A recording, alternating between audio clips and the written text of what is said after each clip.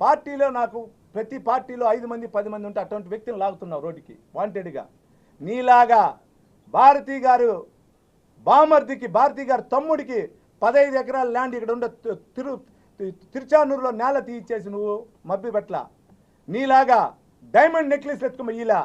నీలాగా ఇక్కడున్న తుడాలు అధికారులతో తెప్పించి వెలుగు తీసి నీ కోట్ వేసుకొని లోకో ద్వారా ఇక్కడున్న వర్తక బంగారంగుల్లో డబ్బు కట్టి డైమండ్ నెక్లెస్ ఎత్తుకుమే చేయలా.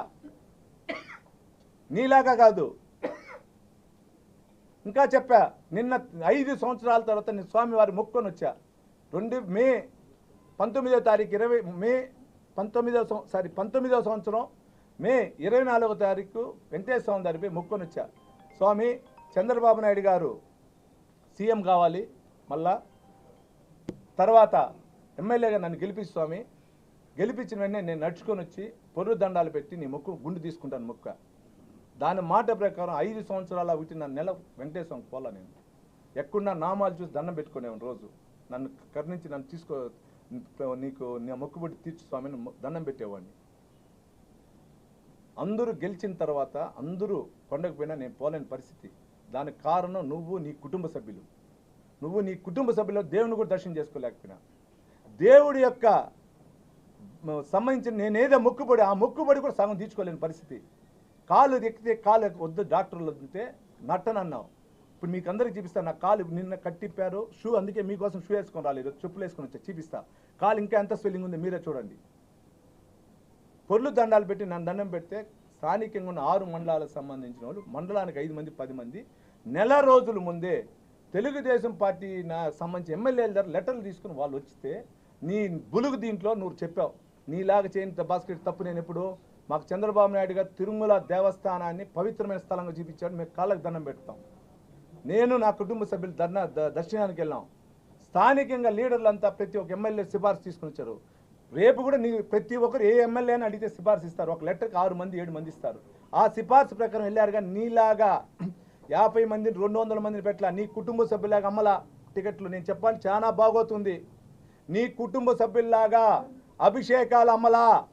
నీలాగా టీవీఎస్ కంపెనీ చైర్మన్కి బోర్డు ఇప్పిస్తానని కోట్లు దొబ్బేలా. టీవీఎస్ కంపెనీ ఆయన చనిపోయినాడు, ఈరోజు ఆయన కొడుకున్నాడు. కొడుకు ద్వారా వస్తువుల్లో నువ్వు ప్లాంట్ పెట్టుకోవాలని నీలాగా 300 కోట్లు దర్శనాలు చేపించి 300 కోట్లు పెట్టి నీకు ఈరోజు చేయలా.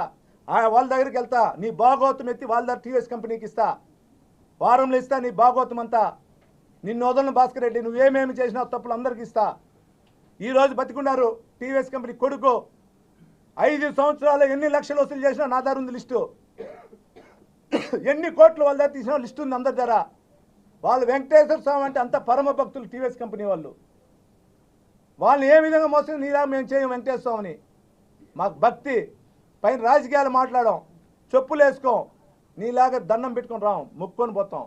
గుర్తుపెట్టుకో భాస్కర్ రెడ్డి, ఒకటే అధికారుల్ని మళ్ళా చెప్తున్నా, నీ బెదిరింపులు ఎవరి దగ్గర పెట్టుకో. ఈ పులివర్తి నాని కానీ పులివర్తి నాని కుటుంబం దగ్గర పెట్టుకోవద్దు. 100% నువ్వు జైలుకి పోయేది ఖాయం.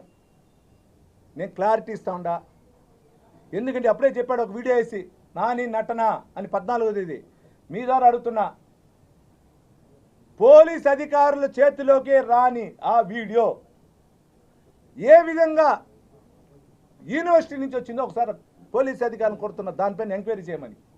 పోలీస్ అధికారులే ఎంక్వైరీలో ఆ వీడియో దొరకల. ఆ ఫుటేజ్ ఏ ఫుటేజ్